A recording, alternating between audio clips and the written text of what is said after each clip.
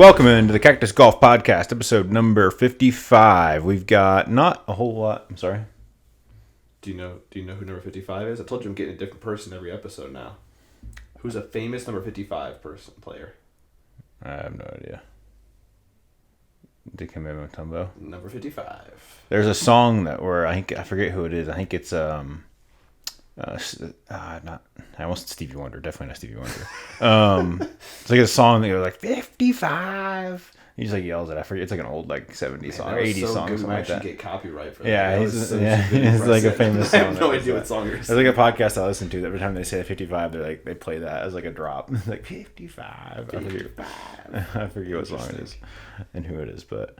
Episode number 55. I thought it was going to be a short one last time. It ended up going a little long, but we don't have a whole lot. I got some news and notes here to start it off, and then we have the Worldwide Technology Championship preview. We don't have any reviews, and then we have betting corners. What I got? You got anything to start us off? Zilch. 0. Yeah. Now we had no tournaments last week. There was DP World Tour. Some dude won. I meant to say it, but I forgot his name. He has like 4 like little accents over his name, so I couldn't remember it exactly. I didn't watch it. Yeah, it's shout out to you. I forget your name, but I don't think I've actually ever watched I've watched like bits and pieces of some DP World Tour events. I haven't watched much of DP World Tour. I've watched some bits and pieces prior to like the Ryder Cup. I watched like a little bits and pieces of some of them, but not. Who covers? Is it the same channel as it's the Golf PGA Channel? Tour? Yeah. Gotcha. Yeah. Got it. But yeah, I got some news and notes here. We got Jasper Stubbs. You don't know who that is. I didn't know who that is, but he has won the Asia Pacific Amateur Championships. He earned a spot at the Masters and Open Championship this coming year. Cool. So good for you, Jasper. Stubbs. There you go, Stubbs. John Rahm threw out the first pitch of the Game 4 World Series that's going on right now, earlier today. He threw out the first pitch with his Masters green jacket on. Oh, that's pretty cool. Yeah, so that's just down the road here going on right now. We're not going to talk about the score because it's not good right now. Yeah, I tried to cash out my bet because I went against I faded the Diamondbacks yesterday and won. And I actually went for the Diamondbacks today. I haven't really bet on it lately. I've been betting on a lot of other stuff and haven't really got around to it. And I don't want to like go against them, but then again, like I don't know, they're also the underdog and like they're probably not gonna win. But I'm definitely rooting for them. Obviously, I've been watching all of it and stuff. But I did put a bet in on TUGR to have 2 hits today because I was gonna pick the Rangers. Was that boosted today? No, but it was like a pick 'em, so the odds were like the same on both sides, straight up money line. Yeah. So I'm like, I figure I feel like the Rangers are gonna win, so I almost bet on them, but like, I can't do it just for vibes. So I put on TUGR to get 2 hits, just so I didn't want to pick on them. I saw the injuries. Maybe that was bad vibes betting on TUGR. Maybe I should have bet on Marte or something. I don't know. But yeah, it's still exciting. Still anything can happen. But John Rahm was there throwing out the first pitch. Obviously an ASU alum. This is like bigger news here. Those were kind of just some throwaway news items. I saw this here. So obviously, like we said last week, the LIV got rejected by WWT, right? Mm-hmm. But I did see that they're kind of like accepting this new ranking that I've never heard of before called TUGR, called the. Oh shit! I don't even remember what I think. The Universal Golf Ranking. TUGR. So it's TUGR. First time I've heard of it, but I saw it wrote up a little bit. With LIV kind of adopting that or whatever. More recognizing it maybe is a better term for it. It's a different way of going about the rankings. Obviously, they include all tournaments. They even include the Champions Tour. Like the old geezers, man. They include everybody. They are all inclusive for all tours. Doesn't matter. They're tour agnostic. So some notable difference. I'm sorry. So let's go over like what the Universal Golf Ranking is here. I almost said I didn't know what you was, but I haven't listened to my notes. I didn't even read. So it relies on player matchups. So like like OWGR goes off of like how the field ranking and like they do. Some events are no cut, even though they're kind of contradictory between LIV and PGA, but some events are no cut, like 2 weeks ago at the Zozo. Yeah. So they adjust points for that and whatnot. Field, a lot goes into it.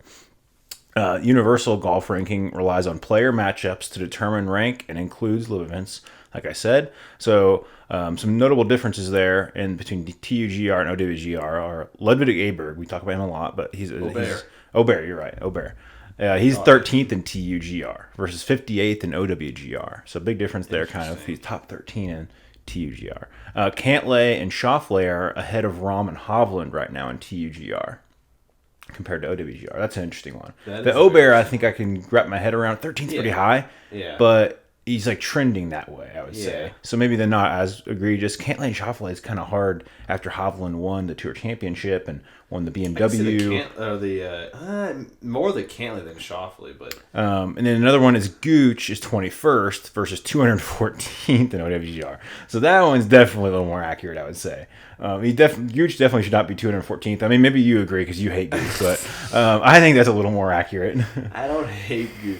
So the whole, yeah, I mean, I feel like LIV should have just made their own ranking system and called it like the official OWGR. Like You just rip it off. Yeah. Exactly. Like this is, I don't know, TUGR or OWGR, whatever it is. Like I felt like even a lot of the players weren't even really happy with any of the rankings. Well, Rom was even speaking about it yeah. with them, some changes they made at the beginning of the year, this year, like the Yeah. January time frame. He was talking about he didn't like some of the changes they made because like it affected the DP World Tour. Like I think they got less points on the DP with the changes they made.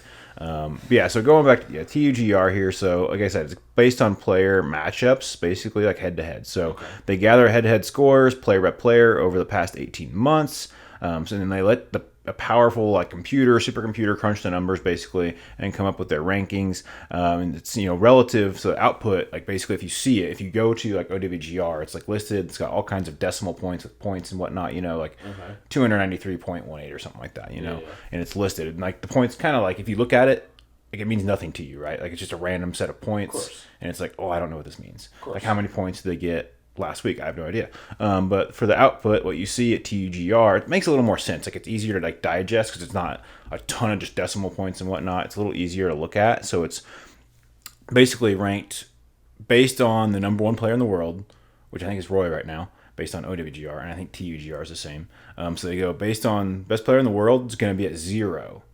And then it's all based on like how many strokes worse you are per round to that player. So like Rory's going to be at 0. Yeah. Second, it's going to be like 0.18 or something strokes worse per round. So it's a little more easier to like digest, is like looking at it. If you're just like seeing it visually, it's like, okay, it's 0.18 worse per round, and they're ranked basically on that. And then like third is like 0.20 or something like that. So it's a little easier to digest. And it's a little like I think easier to kind of explain than like OWGR's system, which is always changing and has a ton of different factors into it. I mean, yeah, sure. I don't really know which one's better or not, whichever.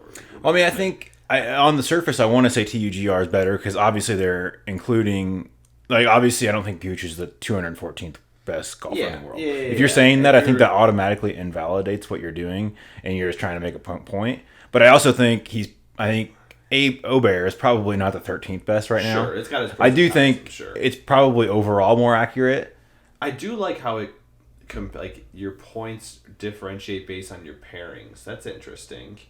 So like so basically so it goes off of basically like events that everyone's played. So it goes off like whenever the LIV guys play majors, they go to head-to-head scoring. So it's like, okay, well, how did you compare to the best players on this when you were all on like the same kind of level playing field, right? So they're over the same holes, the same course, roughly the same weather. Basically, I mean, it can change by tee time and whatnot, but for the most part, basically the same stuff. So that's what it goes off of. And then it goes off of like, so if you weren't in, like, say, like Gooch didn't play in the majors, right? I don't think he played any majors last year. So like Brooks did, Bryson did, and so they basically, since Gooch wasn't in there, they do a workaround by, okay, well, how did Gooch do versus those players that were in the majors? And then it's like they connect the dots versus, okay, well, how did Brooks do in that compared to Rory or Rahm? And then they basically like you follow me, or how like Gooch if he did better than Brooks in the LIV events, then it's like, okay, well, we extrapolate that by saying Gooch would have been slightly better in the majors, which I think it doesn't like directly correlate like that, but they use it like as a semi, like, and they have the computers crunch a bunch of numbers, but it's like roughly based on that. Yeah, I mean, it's not a perfect science, obviously, because like you mentioned, like the weather obviously can play a factor into it, like, but like also not only that too is like pressure of the actual event. Pressure right? of the event, So, like, and a then also like major, some obviously- players are just more favorable on certain courses and things Yeah, like of that. course. Yeah. But like obviously, like a major obviously has much more hype and much more intensity than a live event. Right. So if you're trying to compare, just as an example, like say you said like Gooch to Brooks and live events, but then Brooks compared to Rory in a major, it's a little skewed. Right. I think if you're gonna look at like if you only knew like the names of golfers and you didn't like watch and you asked them to like look at like the rankings, I bet they would say TUGR is more accurate. You know what I'm saying? If it's like 1 through 200, they'd be like, well, TUGR is probably more accurate. Just because I think it's because they're actually including the biggest thing is the live. right, of course, Cool. yeah, Yeah, absolutely. because like DJ is like falling down the rankings. Yeah. Who else is Bryson should be up. Bryson I'm sure should definitely be up. much Gooch, higher. obviously. Yeah. So yeah, If you're I'd say looking at that if aspect, you're looking agreed. at purely more accurate right now, I'm not saying it's perfect. No, of but I would course. say it's definitely better, like more accurate than OWGR. just strictly based on the fact that they include live players, no doubt, 100%. But hey, I wanted to talk about that. I thought that was interesting. I don't know if I would have to imagine that they're going to get more notoriety, I guess, or get talked about more for sure. And, as we get more into as far as live moving on and talking about next year and whatnot, and maybe some other tours maybe start acknowledging this, maybe not adopt it, but like just acknowledge it more. Golf Channel maybe acknowledging it more, maybe. Yeah, I wonder, like on the PGA's website, if you look up a player, let's just say like PGA website, it says OWGR ranking. Correct. Right? Next So, to like their FedEx Cup correct ranking. Yeah. I'm curious if Liv's gonna throw that up on their site now, if they already did, maybe. I doubt they did already. Maybe they did, but yeah, I would expect them to for sure. Like let's go look at Bryson. Where are we at here? Standings. I definitely would expect them to if they haven't already. I definitely would not expect PGA Tour to. No. Golf Channel. It'd be interesting to see what Golf Channel does. I'm sure they will. I mean, Yeah, I don't know if they'll like Not put it PGA on like channel. graphics on TV, but they like the broadcasters might announce it. I could see that for sure being a thing. But yeah, it'll be interesting to follow that along. I think nothing here yet that I can find just very easily just looking at this, but I could see like a PGA, the Golf Channel, not PGA, the Golf Channel, like having news segments about it. Obviously golf's not happening all the time, so they have to have other coverage on the channel. Yeah. So I could see them talking about it. I don't know if like broadcast wise. Well, I mean PGA events are on other channels, like TNT, well not TNT really, like NBC. USA has them on sometimes. NBC, Peacock. So I could see. I mean, I don't know. I would expect it to be referenced more for sure. So we'll see how that goes. And I don't think TUGR is something that's like. It seems more like cut and dry, whereas OWGR, like they change their methodology sometimes, and it's kind of like ever changing to fit the narrative that the people that run it basically want. So yeah. partial to TUGR at the moment, but it might create more drama. And we like drama, so We all love drama in the golf space since we never had it for years and years, and now we've got plenty of it. Now we're almost like, are we getting sick of the drama at this point? I don't know. But yeah, that's all I have for news and notes. You ready to move on to the preview? Mm-hmm. All right, let's go to Worldwide Technology Championship preview. Say that 5 times fast. Good luck. Nope. Let's go to defending champion Russell Henley. Won this last year. It's going to be played at El Cardinal at Diamante in Cabo San Lucas, Mexico. It is a par 72, 7,452 yards. This is not the course, but Tigers. This is a Tiger design course. Yeah, I had this in my notes here. So it's the first time it's played at this course. It's a Tiger Woods design. The first is Tiger Woods design to be on the PGA Tour. First one to be Tiger Woods design played on the PGA Tour. So it was actually previously, we kind of talked about this last year. Used to be the Mayakoba Classic, but now that that Mayakoba course is now a live event that is no longer. That's the one that has a giant crater in that one fairway, right? Yes, that's right. That's what I thought. And it's Greg Norman design, so that's why it was moved to live event. True. Partially, I would imagine. So previously the Mayakoba Classic. This is at the El Camaleon. Golf Club? Sure. So now going to be a LIV event. It was last year, going to be going forward. Some notable names. It's a 132-man field, and some notable names there are LIV Golf, Cam Young, Sahith Theegala. I typed his name weird here in my notes. Sahith Theegala, Lucas Glover, Emiliano Grillo, Bo Hostler, Cam Champ. Got anything? No, I mean $8.2 million purse this week. Last I saw, Aubert was listed as the favorite again. He's been listed as the favorite since this. I think it's 3 events in a row where he's not official start, but kind of start, but the tail end of this season. FedEx Cup Fall. FedEx Cup Fall is what it is. Fall. He's been the listed favorite for all 3 of those events. So you're listed favorite, or like tied with favorite. Yeah. I think he was tied with Tom Kim for Sanderson. Was it? Yeah, he might have. Because Tom Kim was defending champ. Or at least at one point. I think the odds shifted, but at one point he was tied. Was it Sanderson or was it Shriners? Shriners, you're right. Yeah. Shriners, not Sanderson. I'm going the chalk this week. I'm going Aubert this week. Number 58 in OWGR is what I saw, or number 13. 13 in TUGR. We'll have to start referencing both now. We've got to be inclusive here. Inclusive in this podcast. But no, I think he's been playing extremely well these past 3 events, and I think it'd be exciting. It's more of like, is he realistically going to get a win? Plus 900 odds. It's saying he's the best odds, but it would be really cool to see him have his first the PGA Tour victory this week. Not a crazy strong field like we talked about a little bit. A couple bigger names this week, which I'm excited to see. But I think it's something that he could easily accomplish. Yeah, he's been playing really well, and he's lived up. He played with the big boys. He's got He's definitely used to the limelight. He's definitely he's used to playing with the big names, and the big events. So I don't think he's going to shy away. I'm going with Bo Hostler. He's been playing really well lately. Mr. Visor, that's what Mr. Visor. Yeah, that's what I thought.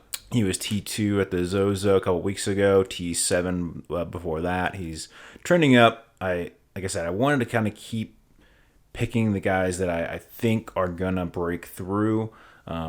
And I think he's gonna break through, so I'm gonna go with him. I think I had him in one of my picks a few weeks ago as far as betting corner goes. I'm gonna go back to that well. I think he's gonna break through at some point. And both those guys that I mentioned that I like, Eric Cole, he was T2 at Zozo as well. So I think one of those 2 guys is definitely gonna break through. Eric Cole's not in the field, I don't believe, this week.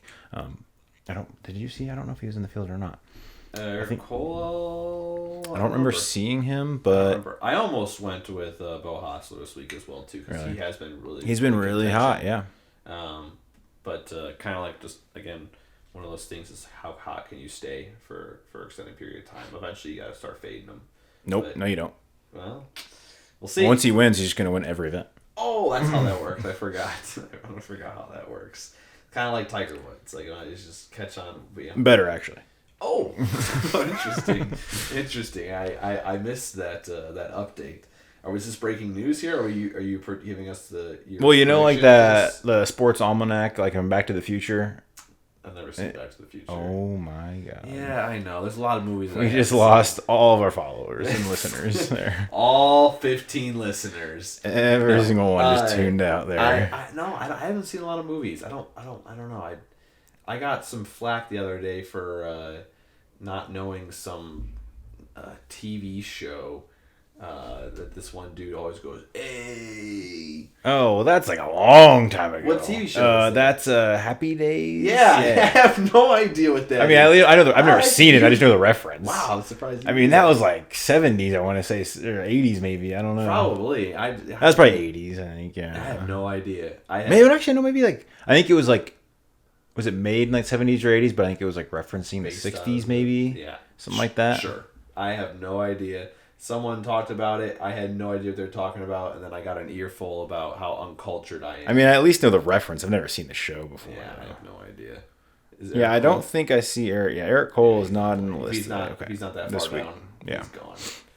All right. But yeah, that's what I got here. Pick Bo Hostler versus LIV Golf.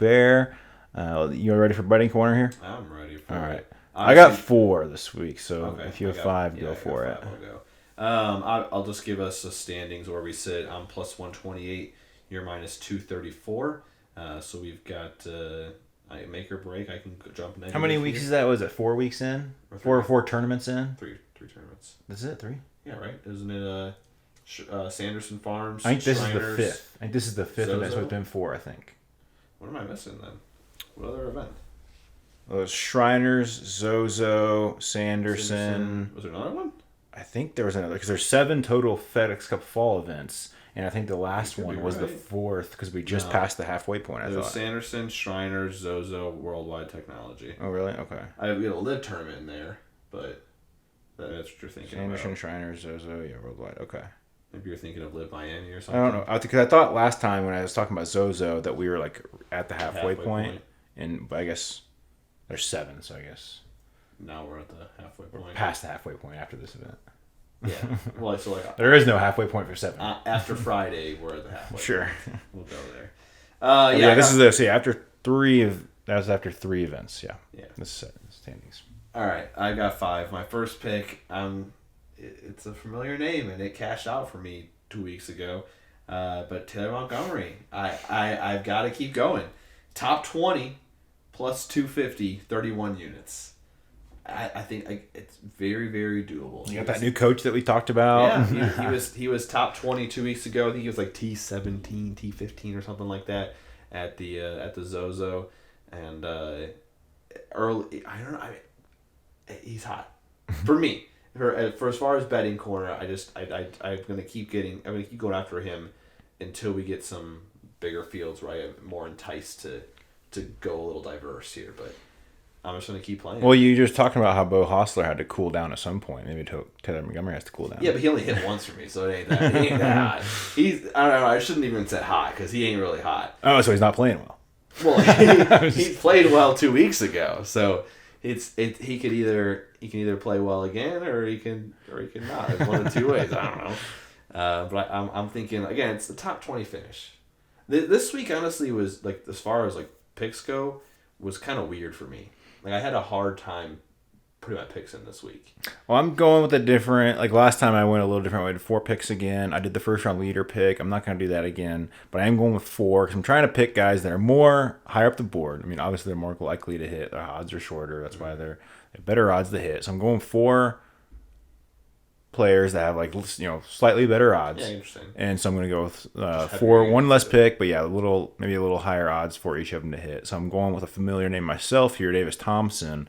I'm going with top 10 again, plus 400 on Mr. Thompson. He's made the cut in 6 of his last 7 starts. He was He's due to get cut.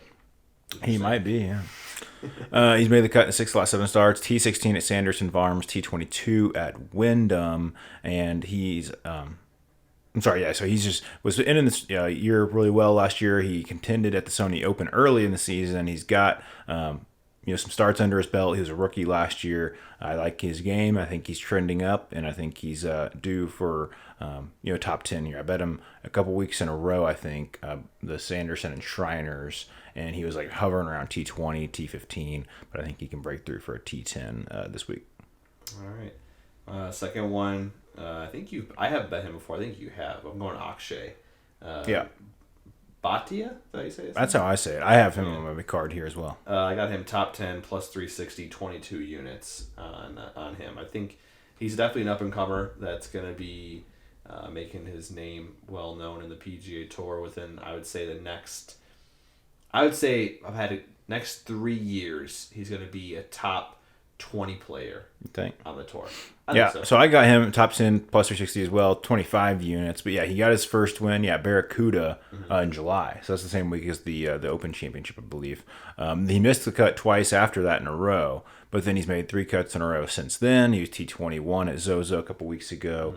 So he got that first win under his belt. Yeah, he's definitely looked pretty well. When we talked like last fall, it was the first time we kind of heard his name, right? And he was kind of had some decent finishes, and he really liked that the climate down there. Remember we were talking about like the Bahamas and stuff like that, and I remember he was performing well down there. And, maybe in Mexico, similar kind of climate down there. Maybe he likes it, so that's why that's where I'm going with Akshay Bhatia. I got the same bet, top 10, 360, 25 units. Not only do we give our listeners like strategic bets, we give it based off of climate. I mean, what side of the United I'm States part-time golf podcaster, part-time meteorologist. Actually, if you didn't know that.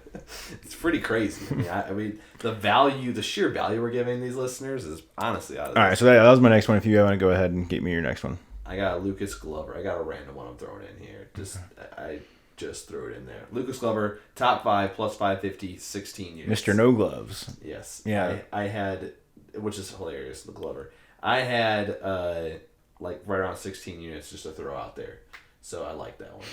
That's my strategy. I struggle with Glover because he had those 2 weeks in a row, right, where he just completely balled out. And he was like sweating through his pants and just making a mess of himself, but he was balling out. Yes. But yeah, I struggle with it because like True Linkswear. Not True Linkswear. Yeah. True Linkswear. I think what it was. Linksole. Oh, Linksole. You're right. You're right. Yeah, and he switched putters and apparently just really started balling out. I don't know. I'm torn with him. Have you tried that before? Just switching putters and just start playing really well. I haven't tried that strategy. I mean, obviously it's different, but he also had like the huge yips with the putting, so it's not like it's not even like it was Scotty levels. Like you're just like not the best putter. He was literally at the yips. Like he was not even. He almost missed the ball. I remember I saw one clip. Like he literally almost missed the ball. Like on one of his putts, like over when you're standing over for like a 6-foot putt. It was crazy. So yeah, I don't know. I struggle with him. I'm not picking him, but you know what? I respect it. My next one here. I'm going Thomas Detry, again, another one I've mentioned before here. I'm going top 10. He's plus 330 for that. So he hasn't missed a cut since the first week of July at Rocket Mortgage. So it's been a while. So maybe he's due to miss a cut. I don't know. I don't think he is. But T15 here last year, T13 at the Open Championship, 21st at the Wyndham. So those are some pretty good events to be finishing high up like that. And so like how many times have you went to Wyndham now? Twice? 3 times with the past? These people are playing well at Wyndham, huh? Huh? They're playing well at Wyndham? Yeah. Yeah. So how long was that tournament? That was right before the FedEx Cup playoffs. That was the event because that's where JT missed that ship in. That was the event prep before So that's what I'm referencing because it's like it was only like what is it 2 months ago almost. Yeah. So yeah, it's one of the more recent events. So that's why I'm referencing it. But yeah, so Thomas Detry, top 10, plus 330, 25 units. He's been playing well on DP World Tour as well. And so I think, and DP World Tour has some good, like, fields actually, because that's where a lot of like Rory, Rahm are kind of contending in those. Or I think Rory just committed to the Abu Dhabi. What? Fleetwood plays over there a lot. Yeah, so I know Rory just he committed to Abu Dhabi because he's defending his championship there from last year, where he beat Patrick Reed actually, where that tee throwing incident happened. Remember that? That was last year. Yeah. Holy crap. Yeah, that's how they were in a playoff, I think, or they were down the stretch. They were like really neck and neck there at that event where that tee throwing incident happened. But yeah, he just committed to play that again here this year. When is that tournament coming up? Do you know? I don't not know. Soon? I think it's gotta be within like a month or so, I'd imagine. Let me check here real quick. DP World Tour. Abu Dhabi, November 16th to 19th. Oh, it's like 2 weeks. So 2 weeks, yeah. 2.5 weeks. Okay. Sure. All right, my second to last is your person who you picked. Beau Hossler. Top 5, plus 600, 15 units. Like we talked about, I mean, you said it earlier. He's been playing well this fall, FedEx fall season. And I almost picked him outright, but I think that a top 5 finish at least. So if he cashes out for you, you'll cash out for me too. So. Well, I'm actually going top 10 for Beau Hossler. Okay. For my pick for betting corner. Oh, fair enough. So Beau Hossler top 10 plus 280 for the top 10 there. He was T38 here last year. It's not the best, but he does have a little experience under this belt here at this event. Made 5 straight cuts. I guess it's a different course, not the same event, but different course, I guess. So I've made 5 straight cuts here, back-to-back top 10s, like I mentioned. T2 at Zozo 2 weeks ago. Hasn't won on tour yet. So yeah, but he has 5 top 10s this year. So I think again he's due to break through. I feel like at some point, maybe not this week. So I'm going top 10, but he's definitely due to break through. I'm banking on him to keep the hot streak going. So yeah, I'm going Beau Hossler. I usually just like erase my picks if I change my mind, but I started doing the strike through. I think it'd be like interesting to like maybe just get mad at myself in case it does hit, even though I didn't go for it. So I had Cam Champ down for top 10. I almost threw him in a pick too. He's been kind of hot too lately. You've been talking a lot about him lately because like he's teetering on the top 50. or whatever for FedEx. Yeah, I didn't check FedEx for playoff standings this. I want to say I've ever but seen something that he's kind of teetering right now of possibly dipping over or not or staying outside. So I've just been seeing a little bit more about him. Do you remember when well, at least the first time I saw him in person, I'm guessing the first time you also saw him in person, we were at Waste Management, obviously. I forget what hole it was. I think it was the back nine. He hit like one of the longest drives of the day at like 360 some yards. We were walking and one of the little flag guys, whatever, was like, "That's the farthest shot I've seen all day." He was going crazy about it. Remember that? No. All right. Cool story though. I think it was our first year we went to Waste Management, so that was at 2019. 2020. 2020? Yeah. Right before. Yeah, it was like a month before COVID and all that stuff. Yeah. I remember seeing him in person, and I haven't heard really much of him, honestly, since. So, Yeah. I remember seeing him at the Masters this past year, and I was like, how the heck did he get in? He won like a random event the fall before. So that's how he got in. But yeah, other than that, he hasn't really been doing a whole lot till recently. But yeah, he's been hot. So that's why I had him there, but I took him off because I really wanted to get Bo Hostler in as my pick. So I took him off, put Hostler in there. So we'll see what happens. But you got one more, right? Yeah, I got a double chance for Aubert and Thigala, plus 550, 16 units for the duo there. Obviously, I want Aubert, but I think Thigala was right behind him with the second best odds. Because it him and Cam Young, one of those two. I think. No, it was Cam Young. Yeah. Thigala was number 3. It was Cam Young. I forgot about that. None of us put Cam Young in any of these picks. I just realized. No, yeah, I mean his odds were too high up there for me to get him in there. I'm trying to stay away from the outrights, trying to be a little more frugal with my units here. But yeah, so I didn't get him in there. Obviously, I like him, but we'll see. He also hasn't shown out a whole lot. Like Thigala got that win like a month and a half ago. He's shown a little more recently. Obviously, Cam Young has the game, but let's see him show it a little bit.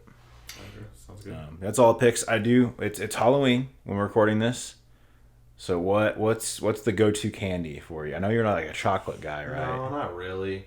I don't know, man. Like I like this is like a least. I haven't had it in a little bit, but when I was younger, it was always the yellow Starburst. I like a lot of yellow things. That's yeah. I like but pink's the most popular one. Pink's the best. Yeah. I haven't had a Starburst. I don't know how long. But yeah, pink's like the go-to. That or like Sour Patch Kids. I haven't had Sour Patch Kids. I haven't had any of those candies in a long time. Yeah, but those are my. I'm not a big like a candy like that. Candy bars are more like my action. Yeah. So like I would go like I swear by this, the best candy bar kind of thing, is Snickers, but more specifically. Snickers is the best, but more specifically, it's the holiday like shaped ones. Oh. So you know how like the Christmas tree shaped ones and like Well, they have like the egg shaped ones, right, for Easter and stuff. Isn't that Reese's? Well, they have them for that too. They have it from Snickers as well. Yeah, but they have Snickers too, and like the shape. I don't know why, but them being shaped different makes them taste better. I can't explain it. There's not one shape in particular that's better, but it's just in a different shape, it's better. I can't explain why. It's just a law of nature. Fair enough. I was looking up like stupid fun facts to share today for Halloween, and did you know what they used to call candy corn? No. Chicken feed. That's what it tastes like. So that's a good name. Honestly. It kind of looks like Who feed. likes candy corn? Yeah, Come on, let's I be don't real. know. And then there was another thing that was like, the average person spends over $100 in the United States spends over $100 on Halloween. Whether that's for like costumes, candy, decorations. The price is not higher, honestly. Well, I mean, average. I haven't spent a single dollar this year. Yeah, I didn't spend because I just did like a little outfit for the other day, but I already had the stuff in my little closet. Did you buy anything for your place? No. Yeah, I didn't either. I don't have any decorations like that. No, so same thing. So like, I guess like there's people out there that spend a little bit more that just kind of offset us. You know? Maybe that's true. Yeah, but you think like families would like bring that up a little more too, right? Yeah, but I mean, plus also like that's going back like the last few years, I would imagine, right? Mm-hmm. Which they haven't done it this year, so like $100 the last few years is like $150 now. It's like inflation, so they probably say like $150 this year. If they usually spend $100. Like, just going to like a haunted house now is like $30 a person to go in. She said I don't remember how much haunted houses were when I used to go. I never meant to. I feel like they were at least like 20. I don't think 30 doesn't sound that outrageous. Some of them I think some of them are like really crazy. I think some of them are like $100. That's crazy. Some of them are like where you have to sign waivers and stuff, because they can touch you.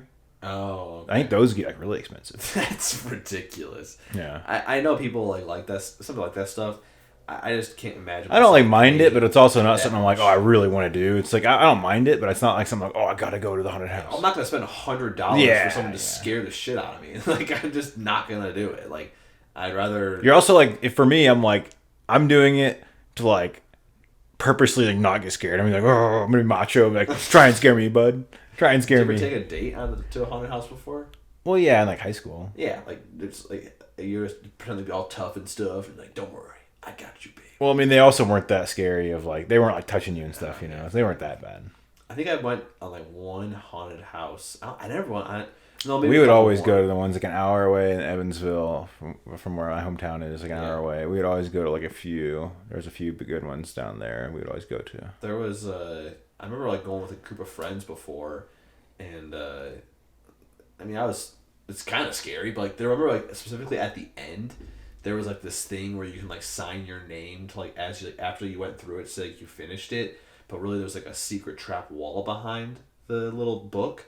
So like as you're signing it, all of a sudden the wall just lifts up, and then there's just a person that's like scared. I mean, it scares the crap out of you. Oh yeah. Like, you're already out of the house, so you think like you're you're done. like done. Yeah, you're safe. So you're signing the book like you're done. Oh, I made it, and then like it should have been like a red flag. So I remember this. So like looking at the book, and you see like these like the pen marks scribbles. Yeah. Off the page. So it should have been like a red flag. Like, why are people signing like they're just signing like idiots? Like, there's just a bunch of lines. Like that's crazy. But yeah. So I don't know. It's all right. Yeah, it's a good time, I guess. But I don't know about doing it anymore. Yeah. But yeah, that's all I got this week. You got anything to wrap it up? No, went to a indoor golf simulator playing for the first time. I never actually played at an indoor golf simulator before, so I did that when I went back to Indiana for a wedding, and it was. How many balls you lose? You know what's hilarious? My dad lost one. So some guy had a 72-degree wedge.